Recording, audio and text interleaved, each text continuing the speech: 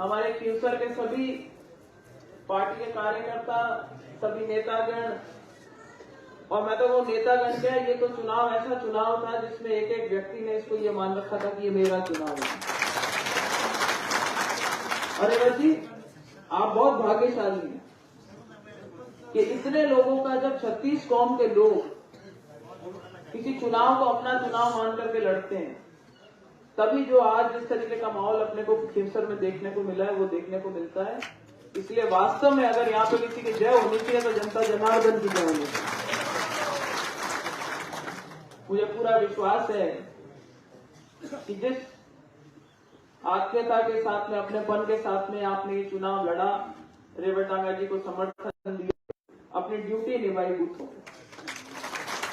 देखिए, हर बार मॉनिटरिंग तो चलो हम कर रहे थे, वो एक अलग चीज है, लेकिन हर बार कहीं ना कहीं से इस तरीके की शिकायतें आती है कि साहब यहाँ पे अपना एजेंट नहीं है, ढीला है, सामने वाले कुछ कर रहे हैं, अपना वाला बोल नहीं रहा है।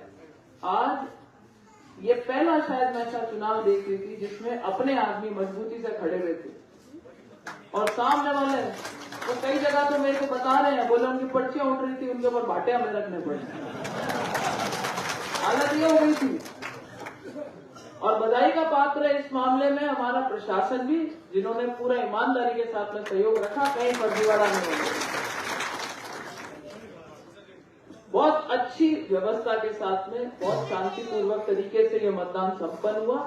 और मुझे याद आता है वो दिन 2023 में, जब रेवत जी बोलते थे कि हम कुछ क्षेत्रों में जाते थे, जब लाकर के कैंपरे हमारे आगे अड़ा दिया करते थे।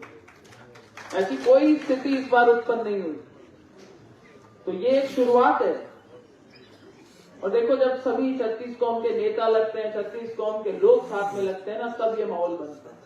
मेले के जैसा माहौल है आज खींवसर में चुनाव तो आप लोगों ने भी देखे होंगे और खूब देखे होंगे, पर जिस तरीके का आज माहौल है शायद कभी नहीं देखा क्या किसी ने? अब मेरी एक आप लोगों से और विनती है, मैं बहुत हद तक आश्वस्त हूं कि 23 तारीख को जो नतीजा है वो अपने पक्ष में आएगा। और मैं उसके साथ ही आप लोगों से एक अपील और करना चाहूंगा कि जिस वादे के साथ में हम लोगों के बीच में गए थे, हमने क्या कहा था?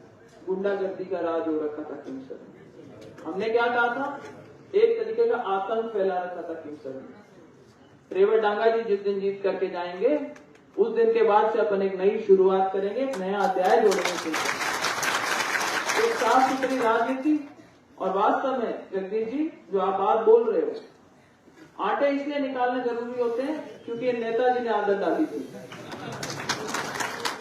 और इनको कोई जवाब देने वाला नहीं था। तो इनको क्या हुआ कि वो 6 लेन का जो हाईवे होता है उसके ऊपर का 1 वे ट्रैफिक, और ये अपनी गाड़ी वहां पे फुल दौड़ा देते। इनको सिर्फ ये बताना जरूरी था कि कर हम भी सकते हैं, चाह करके ना करें, लेकिन करना हमें भी आता है। मजबूर करा हमें बताने के लिए, और शायद कहीं ना कहीं उसी से लोगों का जो भय था वो खुला। आज नेताजी को बताना पड़ रहा है कि मेरे वाले डर गए और अंदर बैठे हुए थे, बाहर को नहीं आया। कि जिनके लिए हम लड़ रहे थे वो सामने बैठे थे, जिनके लिए हम नहीं लड़ रहे थे वो साथ चल रहे थे। कई बात करते हैं कि हमारे यहीं से, हमारी स्कूल से पढ़ करके गए, कि मेरे यहाँ से जो फेल हो गए मेरी स्कूल में, भाई आरएलपी में जो फेल हो गए, भारतीय जनता पार्टी पूरी दुनिया की सबसे बड़ी पार्टी में रेवत जी आकर के आप 75% से ऊपर से पास हो गए।